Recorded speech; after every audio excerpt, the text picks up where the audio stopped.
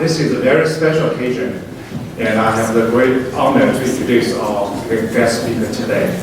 As you know, that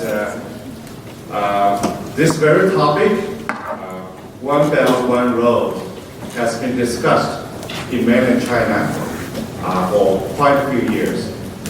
But as far as I know, there is no single introduction offered by someone in English. And probably no one has the credibility and experience to really introduce in-depth knowledge and the scope of this very initiative. So I'm very honored to have our distinguished guest, Dr. Daxue Feng, to be here today. So first, let's give him a hand. So thank you.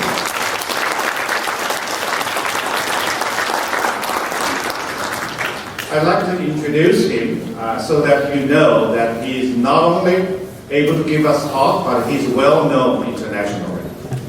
Dr. Daxue Feng is the Special Assistant Director and Director of Global Affairs at the University of Macau. He received his PhD in physics from the University of Minnesota. In 1976, Dr. Feng joined Drexel University, where he was named the M. Russell Ware Chair and Professor in 1990. During his tenure at Drexel, he also served 2 years as the NSF Program Director of Theoretical Physics at the Niels Bohr Institute and a visiting professor at the Dasbury Laboratory. In 2000, Dr. Feng assumed the role of Vice President for Research and Professor of Physics at the University of Texas at Dallas, where his objective was to enhance the quality of research and expand the university's global research reputation. In 2007, he moved to Taiwan to serve as Senior Executive Vice President of National Cheng Kung University and National Tsinghua University. He remained in Taiwan until 2014, when he assumed his current position at the University of Macau. I have 5 pages, but I will cut it short. Dr. Feng is a fellow of American Physical Society, as well as honorary professor of 15 Chinese universities, including Peking Union Medical College and the Chinese Academy of Science Institute of Applied Physics. He served as consultant for 3 national labs in the United States, Los Alamos, Oak Ridge, and Brookhaven, and the UK's Dasbury lab. Dr. Feng is currently an honorary Board of Trustee of Nanjing University, and previously held memberships on the Board of Trustees of Shantou University, the Academic Advisory Boards of University Technology Petronas of Malaysia, and Finance University of Indonesia, and the CELSTA Board of Directors.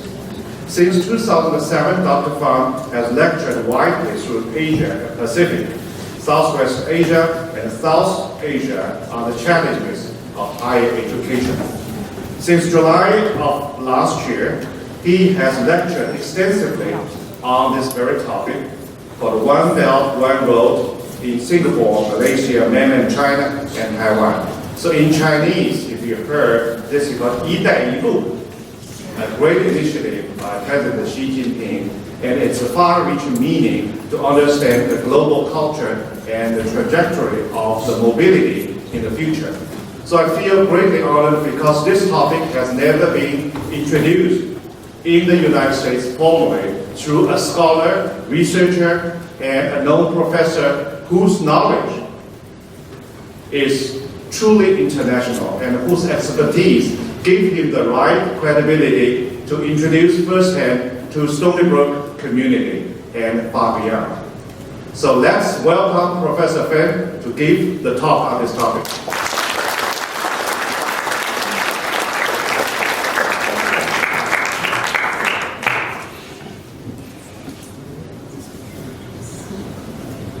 Thank you, those two. too long an introduction, I think. What he said, some of that is true. It's been a while since I visited Stony Brook. I used to come to Stony Brook quite a bit because I'm a theoretical physicist, and especially when Stony Brook was regarded as one of the mecca of physics when Professor C.N. Yang was here. And so we all Chinese physicists in the United States would come to Mecca, to the physics department of Stony Brook. So it's a great honor to be here. It's a particularly great honor that I'm here at this cultural center of Asia in the United States to talk about a subject of such profound importance that probably up to now has not been fully appreciated within the United States for various reasons. Oh, by the way, I translated One Belt, One Road into OBOR. By the way, the official translation now from China is called the Belt and Road Initiative. I continue to use OBOR for two reasons.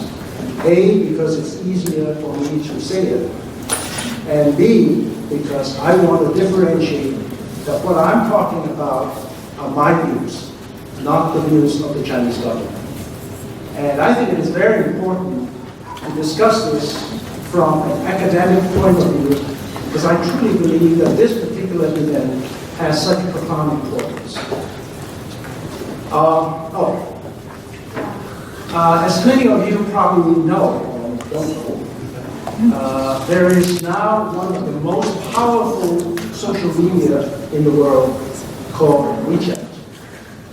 And this is my 2D WeChat code. You have a cell phone, you can actually scan it in. I gave lots of talks in China recently, and every talk, at the end of every talk, I will end up with 300 friends. It is very important, by the way, because then I can very quickly receive feedback from my talk and have certain discussions with them, because this is such an important subject. No single person, I believe, can have a total understanding of this profound subject. And it is important that people have different ideas to communicate in an open manner. So, anyway, the other one, the picture is my granddaughter. Well, as was said, Xi Jinping introduced this Belt and Road in September and October of 2013. I want you to remember that date, because in 2013, I was a senior vice president at National Tsinghua University in Taiwan. So actually, even though it was mentioned, it was through his two speeches in Central Asia, living in Taiwan, was so secluded I didn't hear about it. And it becomes an important point later on. Well, if you go to the Chinese website, you'll get this, what is One Belt, One Road. And I took the opportunity to translate it. It says that the mission of OBRI is all about peaceful friendship, blah, blah, blah. And then the other one is that it is intended to connect continents of Asia, Europe, and Africa. Again, blah, blah, blah. All these translation of words are correct and politically correct. But you will have to ask yourself, what does that mean to humanity? What does that mean to China? What does that mean to other parts of the world? And I was invited last July by the Singapore Chamber of Commerce, Chinese Chamber of Commerce, to talk about OBOR. I'm not sure why I was invited, because I'm hardly a scholar of OBOR at that point. And I'm sure that I'm not now. But I took the opportunity as a challenge. I took 3 or 4 months of my time to really sink into this idea of OBOR. And I wanted to see how I, as an individual, and that's all I am, to understand this very, very important, what seemed to be a very important event that's promoted. Okay. Well, it is natural to associate OBOR with the ancient Silk Road. whether it's land-based or maritime-based. Now, what current global paradigm is OBOR erected on? Now, the inherent meaning of OBOR is essentially a millennium paradigm. In some sense, it's not even new, but it has some new ideas and new thinking that went into it. In fact, to discuss this, historical perspective is very, very crucial. So let's look at it from the ancient days. Well, we look at the ancient days. I spent a lot of time talking to some of the very important historians about this, and this is what I summarize here. Because, of course, this is really the tip of the iceberg, and I encourage everybody to spend time thinking about this. Well, first of all, you've all seen this diagram, so I'm going to go on. Now, in the Han Dynasty of China, there is a very famous explorer called Zhang Qian, who actually, between 164 BC to 1114 BC, he actually went as far west as the Black Sea. That's historically well known, it's real, and that happened. Another one, I think, is Tang Xuanzang, who was given the credit of bringing Buddhism to China. Now, actually, I asked some important historian regarding the Buddhism in China, whether there were Buddhism in China before Tang Xuanzang. And the answer was there were Buddhism in China before, but Tang Xuanzang's work that came back made Buddhism a robust cultural and religious effort in China. So, just like in scientists, when you publish your work, then you get the credit. If you don't publish your work, you don't get credit. So he published his work, so to speak. Now, when you think about the Silk Road, it's really interesting. First of all, it's not really a road. There are no road signs and so on. It's a mode of transportation. It's a mode of moving from one place to another. So if it is that, then you would think that it should be two-way travel. There should be as many Chinese going to the West as there were Western coming to China. I actually found out about 10 years ago that during the Northern Song Dynasty in Kaifeng, there was a very robust Jewish community living there. In fact, it's very interesting. I learned that the Chinese saw the Jews coming and couldn't figure out what they are, or they were. That what they saw was at least the Jewish men wear these white things on top. It's called yarmulke, but it's white. And they also know that I saw that the many Muslims wearing blue ones. So what the Chinese call them were white-haired Muslims. They don't know how else to differentiate it. And it's very interesting. So you see in Kaifeng, actually, even today, Qingzhen is really Buddhism, Muslim, and so on. Now, here's an interesting, it's like a detour of this, and may not have direct relationship with OBOR, but I think it's very important. I'm the chairman of the board of an institute in Huazhong Kedang in Wuhan. So I invited my good friend, this foreign guy there, his name is Aaron Shikano. He won the Nobel Prize in 2004 in chemistry. So when I invited him, we had our first board meeting. It was in 2006. And so for some reason during the board meeting, I somehow blurted out that, oh, by the way, there are Jews in China 1,000 years ago. I just assumed he would say, oh yeah, sure, that's great. But he said, I want to go see it.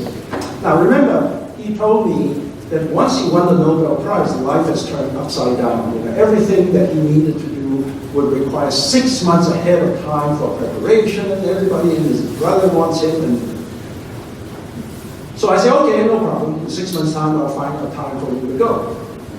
And he said, no, I want to go tomorrow. I said, what do you mean by tomorrow? He said, like tomorrow. So we went. Then I asked him, did you tell me that in 6 months? Oh, by the way, here's an interesting picture. This is a Jewish family in Kaifeng. You get the feeling, you know, it doesn't look like Jewish. He said that my culture stands before my professional career.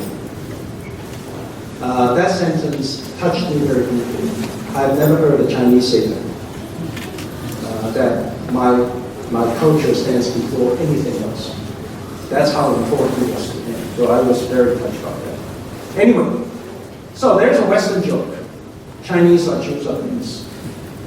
Well, the natural question is then why so many Jews can congregate in China and I've never heard of 8,000 Chinese congregating in the West. The ancient Silk Road was not artificially but organically created.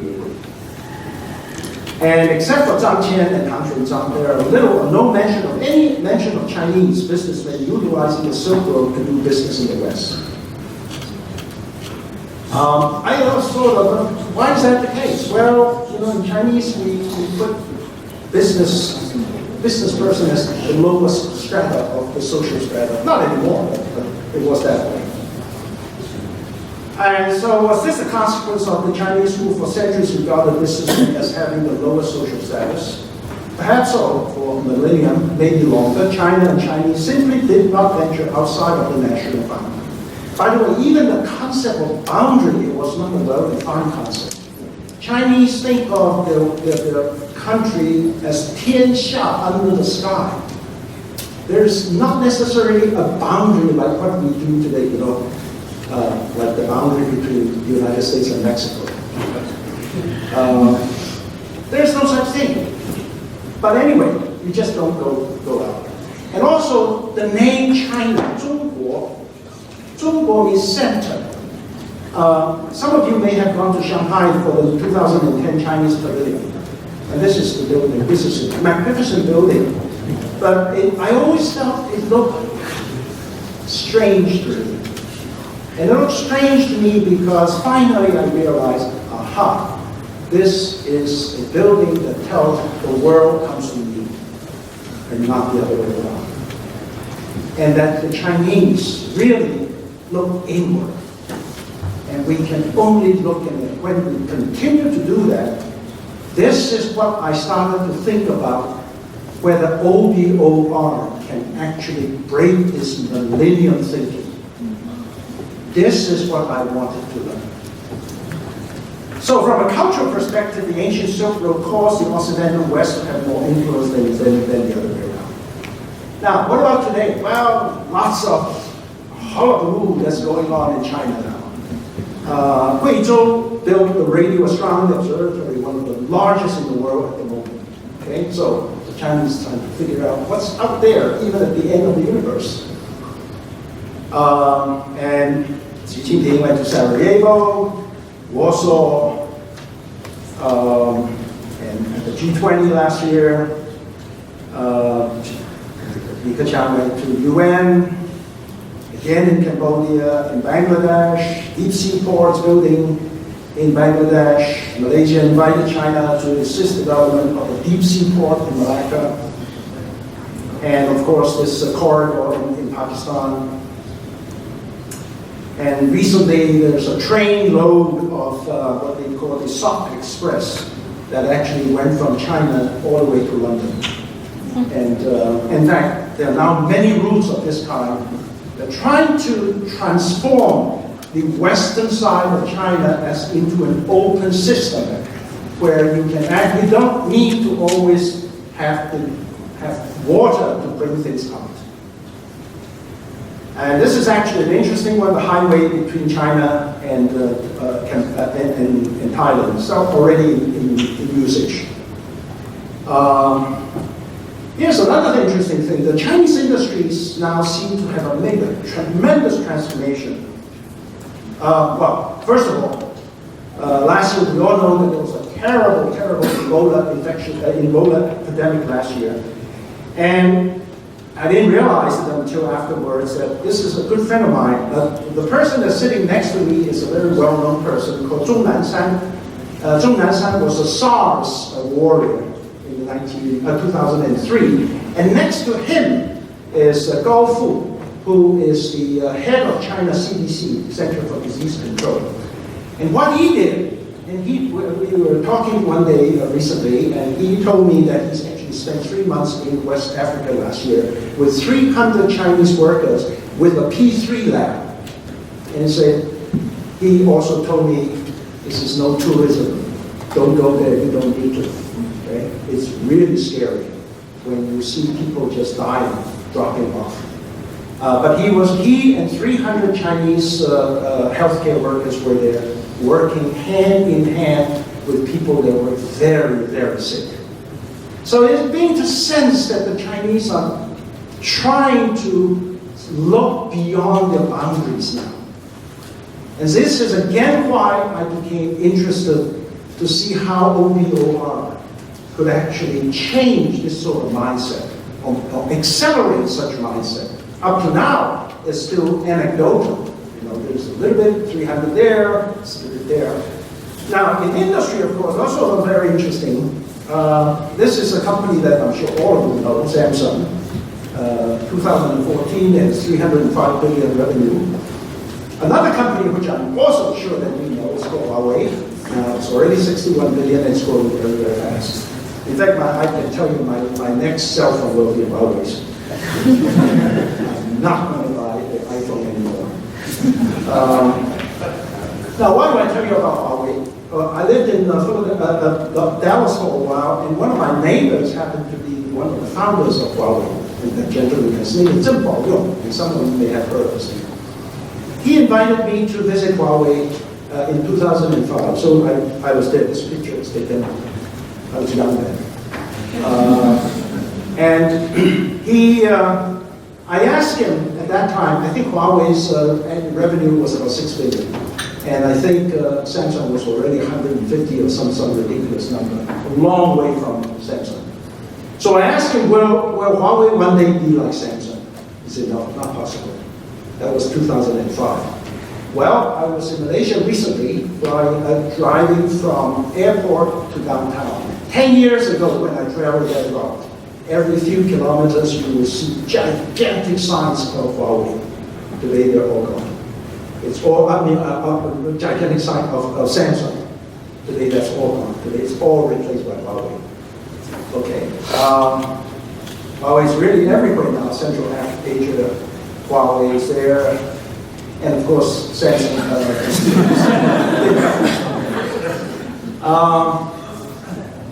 So you can sense that. You also saw that Alibaba's CEO, I really recently talked to him, and I was very impressed by that talk between Ma Yun and Trump. Not because of Trump, okay, but because of Ma Yun.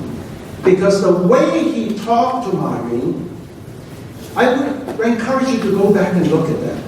The way he talked to Trump was that you can almost sense that he's talking like an American.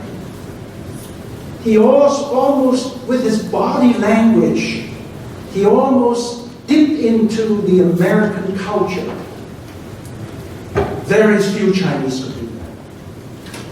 In fact, almost none, except for course Professor Liu. It is very difficult for the Chinese to do that. So you see that the tip of the iceberg, that the Chinese are really now wanting to go beyond what they were. And it's very difficult. Now, then the other thing that came to me as I was thinking through this process, I love looking at maps ever since I was a young boy. And of course, you all have seen this map. I have to tell you that. I've always been very fascinated by this piece of land called what we call North America. Now, for some reason, here's this huge piece of land that started to shrink and shrink and shrink until it almost broke. Then it opened up again. So it's naturally called North America as a continent. Okay? Very easy. Same with South America, Same with Africa, of course. But look at this piece of land. That the human civilization almost sort of came from. Europe, Asia. Somehow we call it Europe and Asia, but it's one piece of land. So we somehow divided it up. This is an interesting book. I suggest that you have a chance to read it. I read some of it, not all of it. The Myths of the Continents. It's really hard to read from this. You know, there's some discussion from my good friends who were historians that there's some discussion of Asia being Asia, especially around Turkey, where they call it Asia Minor and so on and so forth.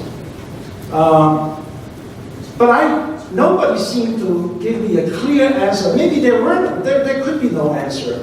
Was when Europe became Europe. When did we call Europe Europe? And when did we call Asia Asia? No one could come up with a clear answer that because, in some sense, because it's not separated. And I think it's very interesting. Many of you who probably call yourself Europeans if you're from Europe, it's very natural that you're all European. And I'm very, even though I'm an American now, I still very natural call myself an Asian.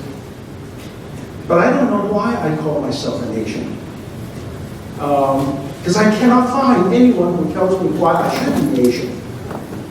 So many of these things. Well, one possibility I thought is to look at the population distribution. Here are the 5 nations in Central Asia. They're hard to pronounce, so I'm going to go through it. Kazakhstan, Tajikistan,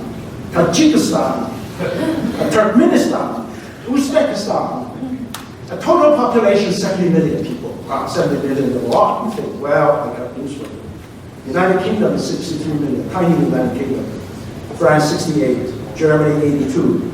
A little province in China called Guangdong province has 100. So essentially they're empty.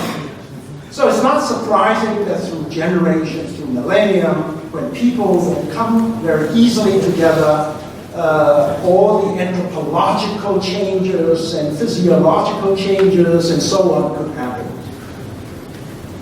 I also, I don't know whether it's true. Someone told me why the Northern Europeans are white people. Well, because there's no sun there, so you're white.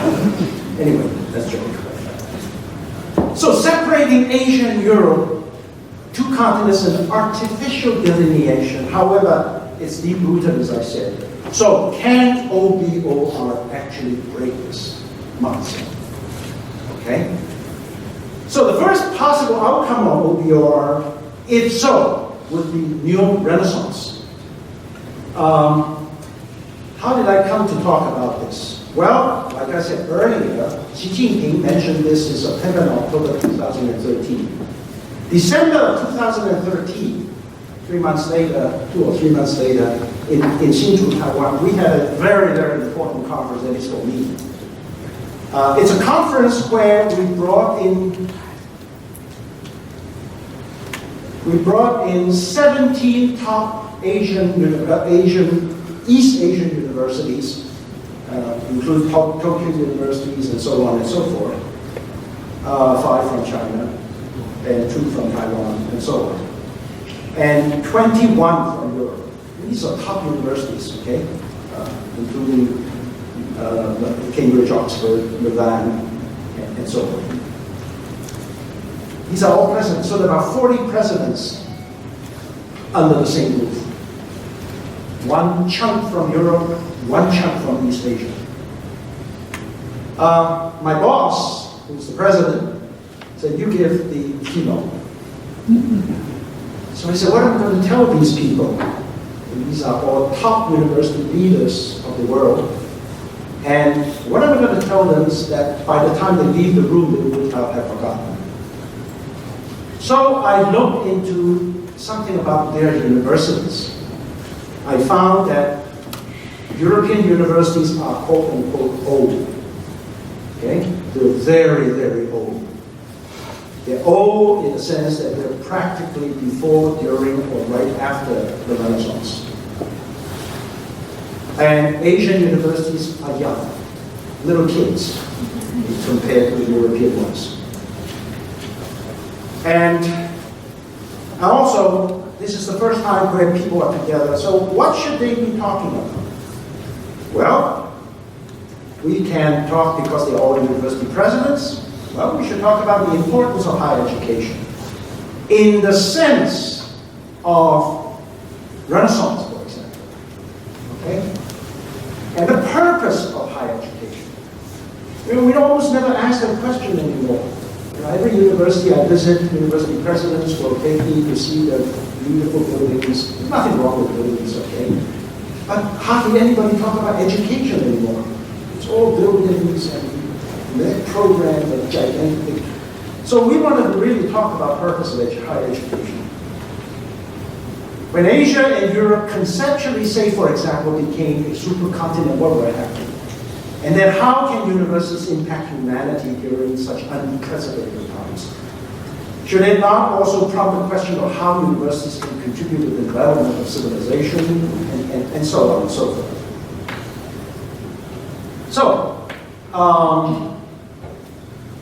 So it became obvious that the most important contributions of Renaissance to mankind, and I asked myself that question when I was giving the talk, I came to this conclusion: the most important contribution is the popularization of higher education.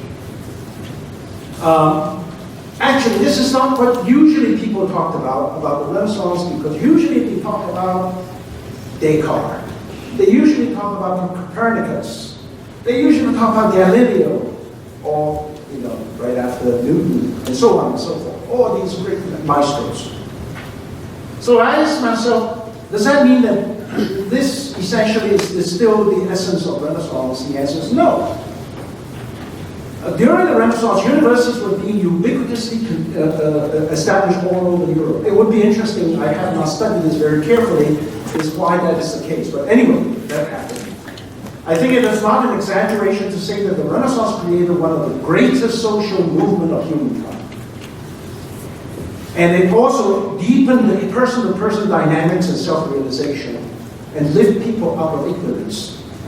These universities attracted, just like Stony Brook, tens of thousands of young people to effectively and systematically push forward humanity's understanding of nature, of culture, and ultimately of oneself, and lift oneself out of ignorance. Ignorance is very, very scary. It is not always recognized that together with giants like Newton and Copernicus, there were other students who attended the same classes and learned the same subjects. While most of these maestros' classmates did not produce work of the same magnitude, they too had contributed in their own diminutive way to the magnificent development of the Renaissance. So this is the supreme contribution. This opens a glimpse of the reason for the existence of universities. The fundamental contribution is that an improvement of the quality of life for all humanity. So that's back to today. Well, a very natural question is, what sort of East-West platform do we stand on today? I think all of you, I see many Asian students looking here, or from other places other than the United States studying here, and of course American students here, and so on. I think it would be interesting to ask yourself, what sort of East-West platform do we stand? Well, I think that the East-West platform, the 21st century platform, is actually constructed by the 20th century. The 20th century really had a fantastic transformation. I was thinking for a long time, how could I possibly tell people that transformation? And the best example is the following. I'll give you this example. You all know that in 1913, the great Indian Rabindranath Tagore was awarded the Nobel Prize in Literature. He got it in 1913, 13 years after the Nobel Prize was initiated. When you get a Nobel Prize, and some of you I hope will get it someday, when you get a Nobel Prize, you get a byline. They tell you what you have done. Now, let's look at what he has done, had done. The line is, he has made his poetic thought expressed in his own English words. If it stopped there, it would be great, but it didn't stop there. The continued sentence was a part of the literature of the West. In the beginning of the 20th century, this sense of superiority was deeply embedded in the psyche of the Westerners. This sense was displayed nakedly in the last few words in Tagore's byline. A century later, in 2012, Mo Yan won the Nobel Prize, also in literature. Oops. Also in literature, and, well, that's what it is. So these two tells you the transformation of the East-West attitude. It creates a broad and open boulevard for the development of the 21st century Asian youth. But, that's good, but we have also real problems now. And the problem is we have lots of new and severe human-created challenges. Hatred. I think in the last few weeks, we started to feel that. Population explosion, global warming, global economics, tsunami, poverty, ignorance, diseases, clean water shortage, energy shortage. But it also came with the internet. I'm sure all of you have read this book or know about this book, Thomas Friedman's book. And actually he wrote another book 5 years later where he said, actually it's interesting, he said, I didn't realize when I wrote the book in 2005, I never thought the world would become more flat in a few years. Why did he say that? Well, because when he wrote it in 2005, there were no social media. There were no smart devices. So this new technology is really transforming people's lives so far. You know, it's remarkable. In 2005, I organized one of the first China and US presidential conferences in Seattle. And 25 presidents in China came, and some 30 university presidents came, all in Seattle, and we talked. And thinking back, it was like ancient times. Because there were no such thing as, nowadays you can practically not live without social media. I know very well, I send a message through social media to a student, I get an answer right away. I send an email to him or her. If I'm lucky, I get it in 10 days. Okay? That's how much things have changed. And so, New Renaissance, David Ratanson. Let us postulate how the New Renaissance may assist humanity. When the New Renaissance is in full swing, well, Kipling said this, and I always like this picture. It's Michael Phelps. He thinks that a little bit of Chinese stuff will help him. But really, the East and West are still very far apart. Okay, they are really not merged into a new human culture. And for one basking in a supercontinent mindset, it will surely nurture a completely unprecedented and completely new culture. And the challenges facing humanity today were simply not imaginable during. Thomas Friedman also gave a very interesting talk. He said every university that's worth a salt in today's world, including yours, would be doing what kind of research? Global warming. Would be doing sustainable energy. Warming of the earth, and so on and so forth. You know what he said? The world is still getting hotter. None of the research that's being done at the moment is making the world stop this craziness. What that means is, he said, is very, very profound statements. I think he's probably one of the smartest men on earth. He said, the way we do things now may not work. And if we don't change our thinking very quickly, we may not have a world to think in. So I think that's a very profound thing. So that's why I thought that OBOR is so important. So for this reason and for external demands of 21st century and beyond, while standing on the supercontinent platform, a new generation, so they call it, a new generation of Copernicus and Newtons, armed with a new cultural paradox. It's not going to be just Western culture and Eastern culture, but one new culture of humanity to look for solutions. Okay. So, universities during the Renaissance welcome a new cultural ambience. I think universities did a lot during the Renaissance. After all, look at how complicated and how difficult it was for Copernicus to say that the Earth is not the center. He was given a big hard time. And so, anyway. Secondly, I think this could happen because crisscrossing Europe and Asia is going to happen even more so. Well, crisscrossing has always been a hope for humanity. Alexander the Great, it's very forceful, he didn't do very much, but then a lot of blood on the floor. Genghis Khan. In the 21st century, something else is happening, which could have a deep impact in the crisscrossing action. High-speed rail. It's difficult to talk about high-speed rail in the United States because you have none. But if you go to Asia, if you go to Europe, you see it everywhere. Okay? You really have none. Japan started it in the 60s, but it really became see all over France now. In France, you would not consider taking anything but the French high-speed. Even Spain, who's not doing so well economically, have a high-speed rail. South Korea. And there are pictures, there are visions now of 10, 20 years. Well, people are not sure whether it's 10, 50, or 100 years. The entire Southeast Asia will be in high-speed rail. In fact, the very first one is already probably going to start pretty soon for construction. It's from China coming down all the way to Singapore. Perhaps the most spectacular is the Chinese. In the past 16 years, China constructed 20,000 kilometers of high-speed rail. And now it's all over the country. So let's imagine the following. In the 21st century, land maritime Silk Road will look like this, and not the camels. And like this.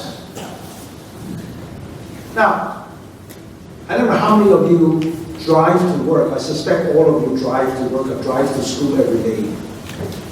Next time, let me encourage you to do one day walk to school. Okay? Try walking. You will find very interesting things along the way that you probably would never know. The same thing is that when I fly from Singapore to London, what I know is the beautiful Singapore airport and the not so beautiful airport of London. And that's it. Nothing in between.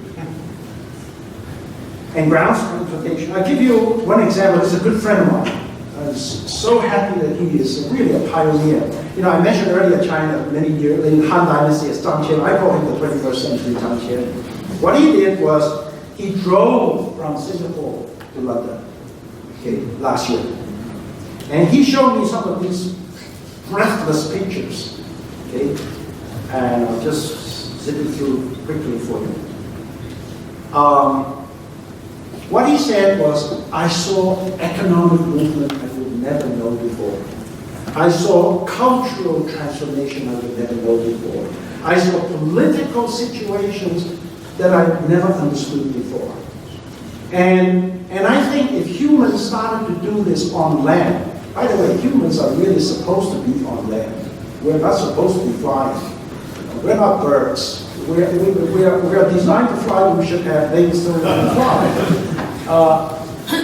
But on land, you start seeing people, you start interacting in such a way that you would never have that experience before.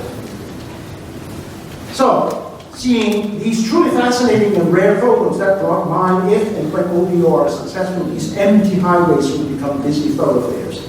When that happens, can we not already see the formation of supercontinent? And the second possible outcome of OBOR is, well, China and Chinese must transform their mindset from outside in to inside out. It is a millennium mindset transformation. And Europe and Asia amalgamated into a supercontinent. In order to execute OBOR, nation and regions with different histories, cultures, languages, and indeed ways and means must learn to effectively communicate with one another. You know, Chinese have said this for years. Somehow the Chinese have forgotten this, and that is 知己知彼，百战百胜。You know, if you know thyself and know thy adversary, 100 encounters, 100 victories. What that is saying is you have to understand each other deeply. You need to know each other in order to interact with other people, culturally, economically, whatever you do. You need to understand each other's culture. Culture, of course, is a big thing. So to render OBR successful, China must increase its understanding of the political, economic, and cultural environment at least some, if not all, of the nations and regions along the way. It's a big order for China. Look at Europe. Europe is not simple. Muslim world, Russia itself, Southeast Asia. I was in Singapore recently. This is a nice picture of me and my wife. I'll skip over this. Although not the only OBOR needs to face, one of the first, and if not the first. And some of you may not think that that is the first what China should do. The first is India. Okay? Now, why India, you ask? I picked India to discuss in depth for two reasons. First, I'm particularly interested since I was born in India. And second, India is particularly intriguing. It is one of the most complex and convoluted nations in culture, history, as well as in ancient and modern political structures. You cannot find a country that's even more complicated than India. Xi Jinping was in Goa recently, and he said the following, saying that India and China needs to work together and build a good relationship and things like that. India, one of the toughest, if not the toughest challenges for China to develop, OBOR. Population, 1.2 billion. No other country in the world that comes close to Chinese population. This is the only one. And the complexity is far greater than China because 29 languages, there are many dialects in China also, but they're not different languages. Essentially, you read, you can almost read the same thing. But in India, you can't. There are 29 languages, and each with 1 million speakers, or greater than 1 million speakers. And also, both countries, both China and India, are growing rapidly in terms of GDP. At the moment, of course, China is ahead, but I think at some point, India is going to catch up. But also, I think people don't realize about India, especially in China. It's interesting. If you ask average Chinese, you just say to someone on the road and say, "Would you like to go to India?" They say, "Are you crazy? I don't want to get diarrhea." So people really don't understand India and China. And by the way, it's the same also in India. They don't understand China. And I'll tell you why. Now, but India has two firsts that most of us don't realize. First is, I mentioned earlier, first Asian to win the Nobel Prize. Big deal. Second, it's as the second Asian to win the Nobel Prize. Well, the first Indian to win the physics prize. And it has a global impact today. Look at these faces. Some of them you may recognize. Well, who are they? Well, they are presidents of universities in the United States. A lot of them. Okay? More important, they're company CEOs. Of these companies, not your diddly company. These are all transnational, global, powerful companies that have a global impact. I joke that when these CEOs talk, even Trump will have to listen. And I'm sure most of you watch Zakaria, Ravi Zakaria. I don't know how many of you knew that he is an Indian, but he's also a Muslim. India, by the way, is the second largest Muslim country in the world with 130 million Muslims. And I'm sure you've seen this guy, okay? And I think most of you have seen this guy. But this is an interesting thing. Think about it. Why this very popular TV show about Caltech, of all places, why did they put an Indian there and not any other person? Think about that. There are just as many Chinese graduate students in Caltech, if not more. Why did they pick an Indian? And I think that why are there 15 university presidents who are Indians and not 15 university presidents who are Chinese? Why are there no Chinese CEOs in big companies other than the companies that Chinese formed? Ma Yun became a CEO because he formed that company. He didn't become a company of America. And it is that sort of cultural penetration, I think, that Chinese through OBOR are now beginning to think how to do that. It's very difficult for China. And it is why OBOR is so profound if that happens. Now, in 1946, the representative of China's Central News Agency, which happens to be my father, interviewed Nehru. And what do you think Nehru said to him? Well, Nehru uttered 12 famous words that I actually have heard a long time ago. I just didn't realize that he was speaking to my father. He said, if China and India hold together, the future of Asia is assured. If China and India hold together, the future of Asia is assured. Where did I learn this? Well, the story is there. I'm just going to tell you. I actually learned it from this particular website by a very famous Indian journalist called Manoj Das. And here is a link to it. I encourage everyone who wants to understand China and India to look into this article. It was the most stunning article that I have ever read regarding India and China. And I just pick out a small passage of it to whet your appetite and also tell you where the 12 words came from. He said the following: we in India have debated about issues like the desirability of the Western influence on our culture, its inevitability or otherwise, and the relationship between tradition and modernity. Like the May 4th movement, 五四运动, in China, which championed Western virtues and ideals in the 1920s, we too had voices against our traditions, and they were given a reasonable hearing. An exchange of experience of this kind would be no doubt be highly educative. For quite some time, Indian literature for the common Englishman network, Rudyard Kipling I mentioned earlier, and the Hawaiian wrote, for long, India's windows as well as that of the West on Chinese life has been Pearl S. Buck's Good Earth. Pearl S. Buck grew up in Pennsylvania. But when I read Lu Xun, a number of his short stories and the true story of A.Q.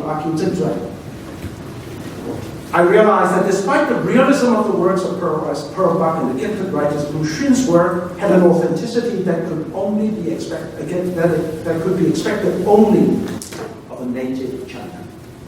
I do not propose to display my meager knowledge of Chinese literature here, but what I propose is a strong, well-planned Academy of Asian Literature to take care of the great need to know one another.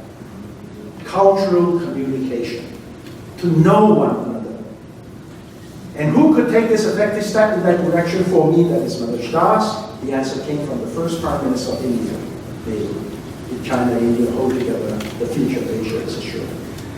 Now this is very important. The holding together need not be confined to diplomacy, which we always, somehow political scientists, every time I hear them talk about OBOR, they talk about political diplomacies and all that stuff.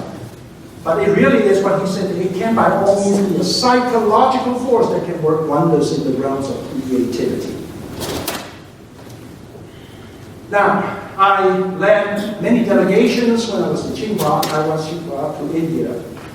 And one of the most stunning things I learned was the Minister of Education, or the equivalent to what the Minister of Education was. He said, I wish all elementary and secondary schools in India to offer Chinese as a third language. Now, this is 1.2 billion people. It's not your average little country that can do that. But then he said, I have a problem. What is the problem?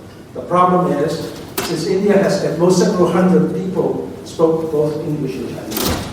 Of the 1.2 billion people India has, several hundred spoke, not several hundred thousands, it's several hundred. That's it. After there's no more zeros. In other words, what mathematicians call is isomorphic with zero. In other words, there are none. So, the mutual understanding between these two Asian giants is an unavoidable challenge of OBOR. Sure, there are plenty of reasons why India and China cannot work together. There are all kinds of political reasons why they cannot work together. But the first and most fundamental one, I think, is that they simply don't understand each other very well. What Manoj Das had pointed out is precisely this. Among the 12 words Nehru uttered, the one which made me ponder was hold. How to hold. Properly executed OBOR process should and can enhance these two culturally rich nations' mutual understanding of each other. And it would be one of the history's greatest ironies in my mind that OBOR could become the driving force of the realization of Nehru's dream. OBOR can and should be the hold, that hold word that I talked about described by Nehru. It took 70 years before I found a way how to hold. Higher education institutions, especially those in Greater China, South Asia, as well as Southeast Asia, should and must render Nehru's profound 12 words as part of this mission. So, conclude. Well, you know this, you know this, you know this. And you probably know this too. The outcome of OBOR is that OBOR should and must enhance the deepening understanding of different cultures. A part of the OBOR challenges, China needs to comprehensively understand India. China needs. India and China as a major global nations of profound and ancient cultures, great nations, should aim to create a better future, not just for India or for China, but for humanity. Okay? Now, can they do it? Well, I give you one example of how nations can actually do great things. This is the moon. In 1961, Kennedy said this. And he also said within 10 years, humanity will stand on the moon. Well, when a national leader expounded such a clear and succinct grand vision, it motivated the entire United States to galvanize its national strength to overcome enormous mindset hurdles and technical challenges. 1969, the guy was on the moon. The problem with the US is that it is a young country, 300 years. China or India are old countries. And because it is old, whatever it does, it has to have a historical perspective. You cannot just think of, take example of India and China. Most people talk about all the problems since 1962. But I also say, hey, wait a minute. China has 4,900 years before 1962. India probably has the same. What about those years? The problem is we only live now. We don't think historically. For example, we even forgot that 1949, India was the first country to recognize the People's Republic of China. Or one of the first. I think it was the first.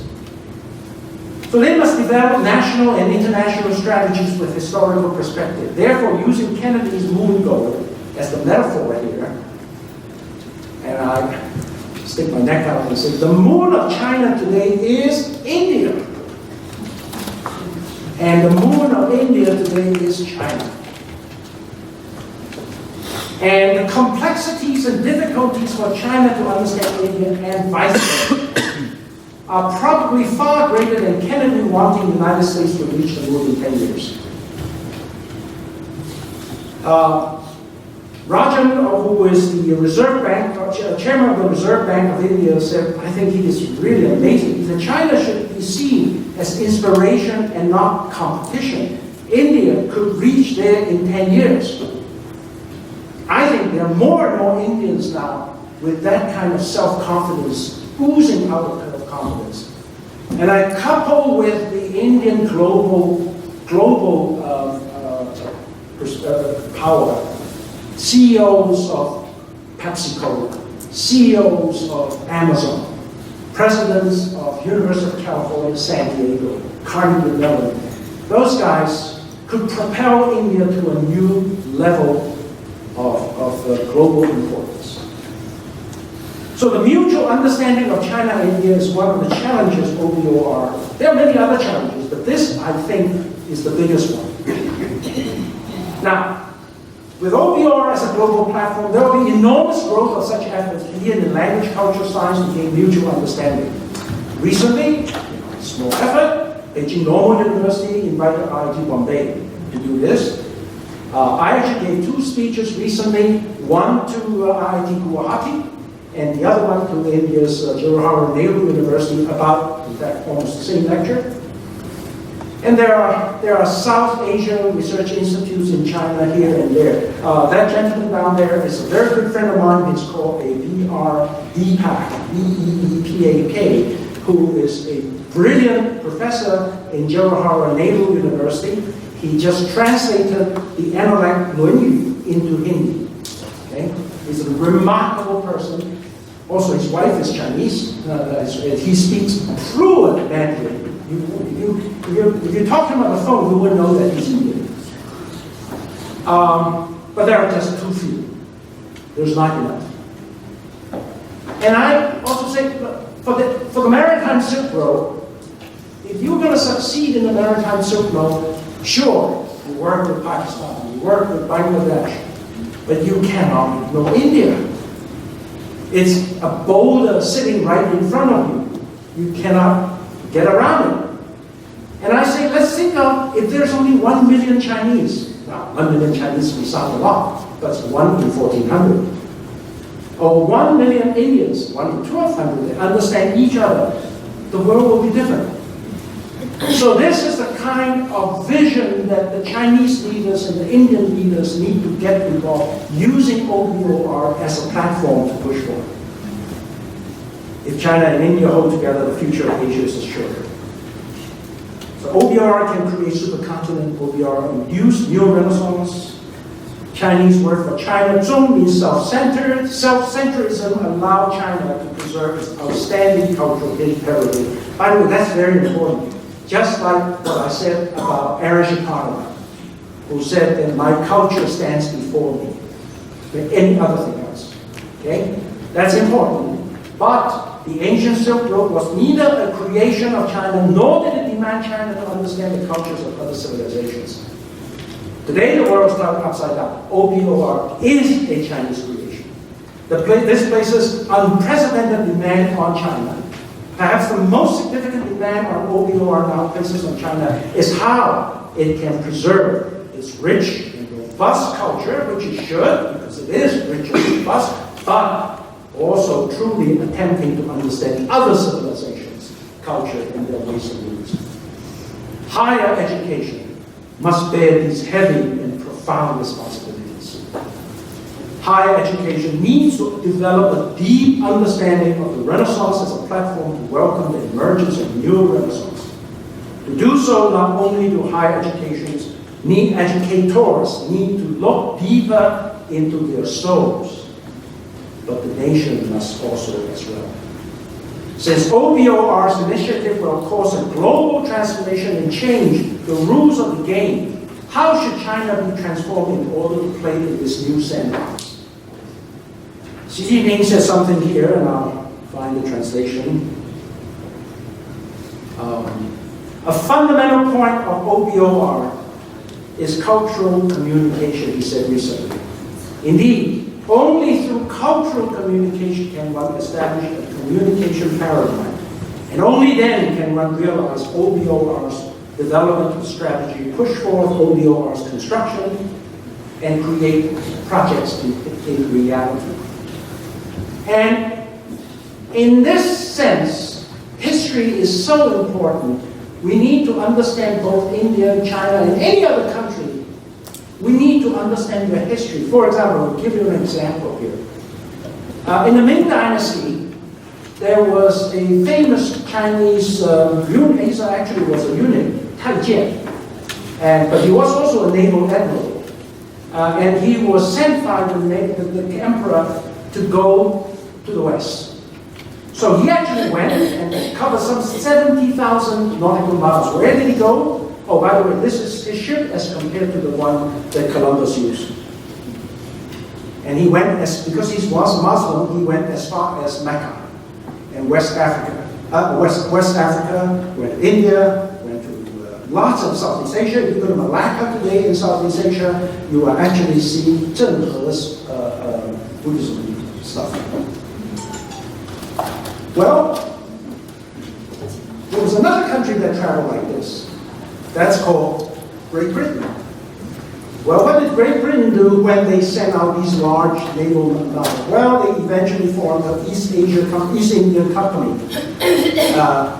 You all know that it's called the company that ruled the waves. And some of you may have sung that ruled Britannia, Britannia ruled the waves. And that's where it came from. And also, the sun never sets on the Great British Empire. So I often ask a truly intriguing question is, what is it about the China or the Chinese that it did not create Chinese version of the East Asian Company? So, cultural communication. Ultimately, the success of OBOR cannot merely be the success of China. It must be the success of the entire world. Thank you.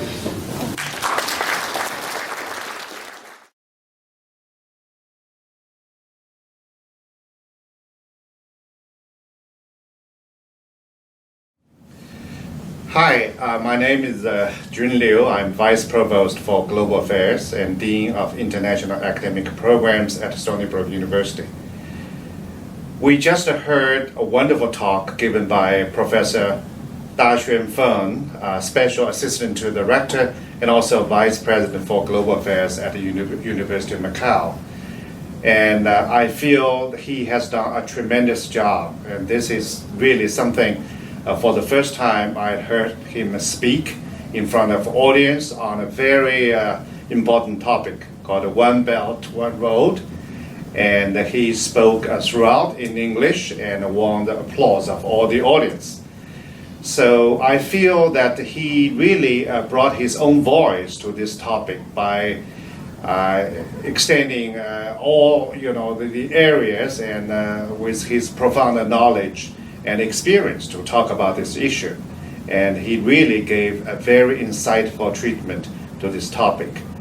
And I'm very happy that among the audience we have a very special professor at Stony Brook University.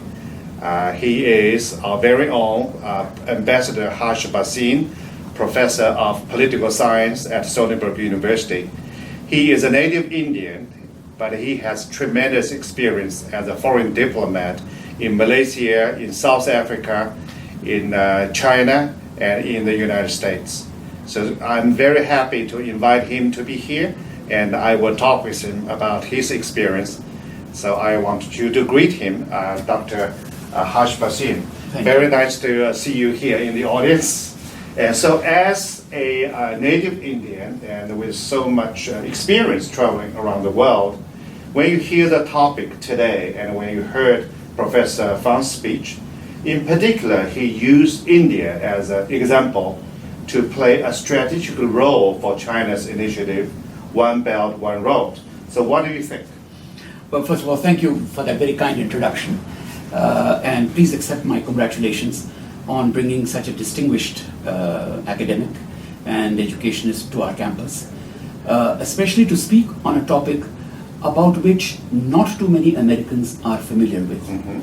And yet it is a topic of such great importance to such a large part of the world that I think it was time that somebody came and introduced this topic which is being discussed in the chancelleries, in the universities, in academic institutions, in think tanks throughout Asia. Right. And of course, obviously within China and within India as the largest neighboring country to China.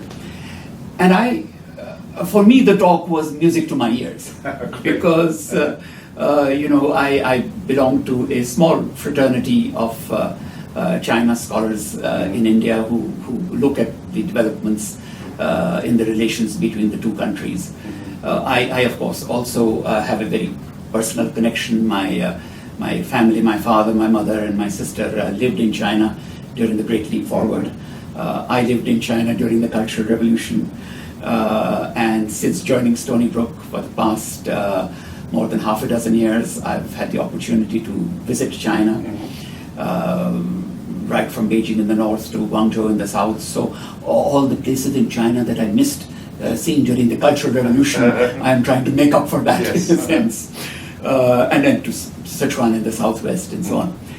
So why it was music to my ears is because he brought an extremely important element into play in the ultimate success of the One Belt, One Road initiative.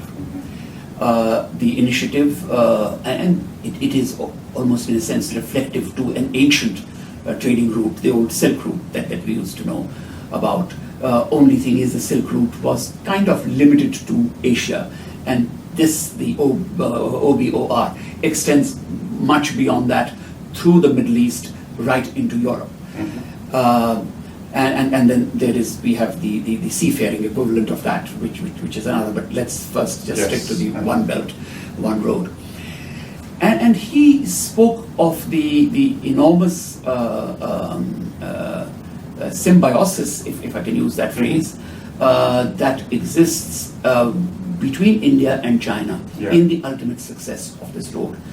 And he spoke very eloquently about the historical connections going back to Xuanzang and to Faxian, the two monks from China who came to India, lived in India for several years, went back to China, and really laid the foundations of Buddhism in China, which up until this day we see has a very strong influence.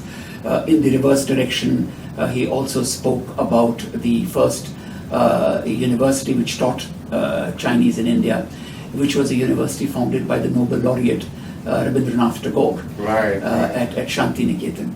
So I wish he had also mentioned about one Dwarkanath Kotnis, who during the civil war in China led many medical missions for the at that time the beleaguered army of Mao when they were fighting the Kuomintang, and there was this medical mission which went there to look after the wounded soldiers, but he didn't mention that. But I thought I would just sort of complete the narrative to that extent. Now, the important point which he made was that the success of this initiative depends very largely on now the modern day connections between India and China. Some of which have been lost after the early 50s. And he mentioned this, he said in the 50s, India was the first country to extend diplomatic recognition to China as it came out after a very bitter civil war. From that time on, the relations were extremely close right through the 50s. And then on account of several developments in the region, including notably the coming to the escape of from China to India, that was one of the factors. But then there were other territorial issues. China felt that the borders that had been drawn between India and China were drawn under a strong British-controlled India against a weak China, which had been weakened in the immediate aftermath of the fall of the Qing dynasty, when Yuan Shikai was in power for many years. So China has a complaint there that the borders that were drawn were not drawn on a fair basis. India, on the other hand, feels that it is a historic fact that the borders have been drawn in the manner in which they have. And then there was a bitter war in 1962. But we have come a long distance from that. And lately there have been visits, including the latest one, where Prime Minister Modi came to Xi'an, and President Xi Jinping went to Gujarat, the home state of Prime Minister Modi. And it was not a formal sitting room conversation between two leaders, but much more like a heart-to-heart chat, as if you and I Yes. are sitting on this table. And this raised a lot of hope in the direction of the two countries moving towards normalcy. And the historic connections between India and China are not only through Buddhism, they are through, over the millennia, through a whole lot of exchanges, which, as Professor Fang pointed out, that the OPOR initiative is probably a logical extension of that. In today's world, where economy has now started dominating, and politics has taken a relatively backseat, because such an initiative is not going to be of benefit only to Asia, but of larger benefit to the whole world. And the fact that he brought out this kind of a symbiotic relationship between India and China, which was essential for the success of the OBOR initiative, is what struck me to be the most significant aspect of his talk, which, I repeat, was music to my ears. Well, thank you so much for explaining the justification, and I think you made a lot of sense from the historic perspective and to look at the modern day connection. So I think the key is the connectivity. Within that big region, if people can connect, and I think that will be immensely powerful. But also he mentioned, and you probably agree, that there is complexity and complication.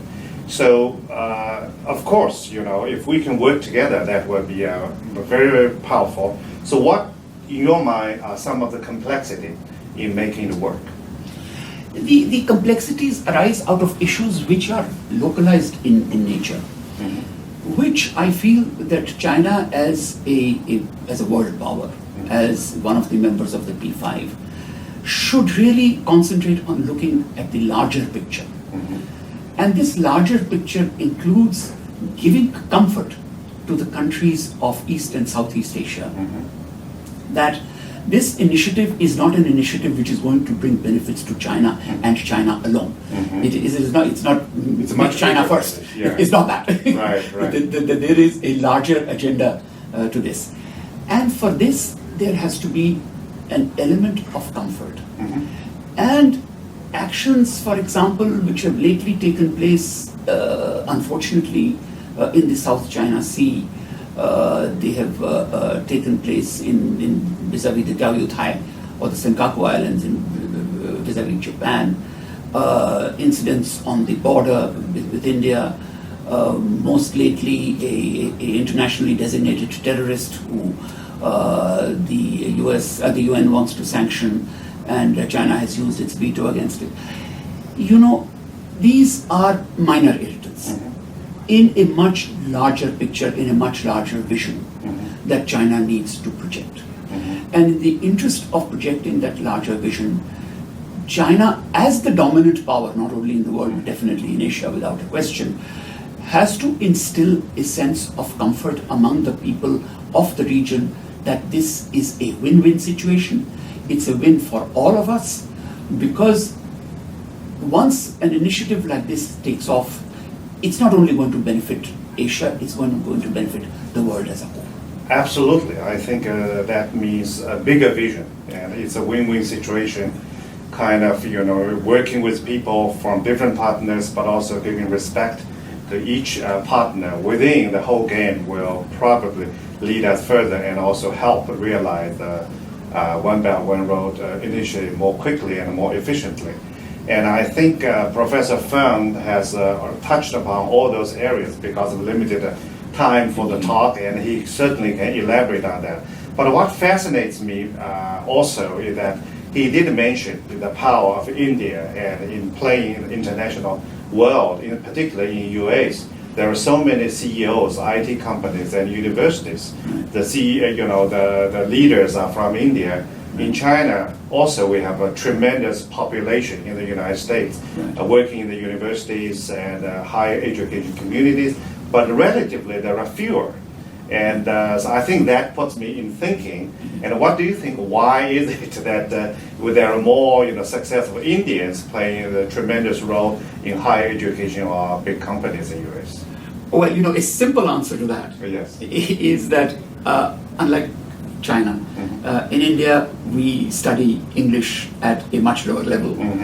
And as far as the engineering and the STEM disciplines are Yes. concerned, most of the education from a very, very low level, very elementary level, is in English. Yes. So the familiarity with English and very colloquial English is such that even though the accent is pretty different, I assure you, but the understanding, the colloquial expressions, the ease with which Indians speak English is a very major factor.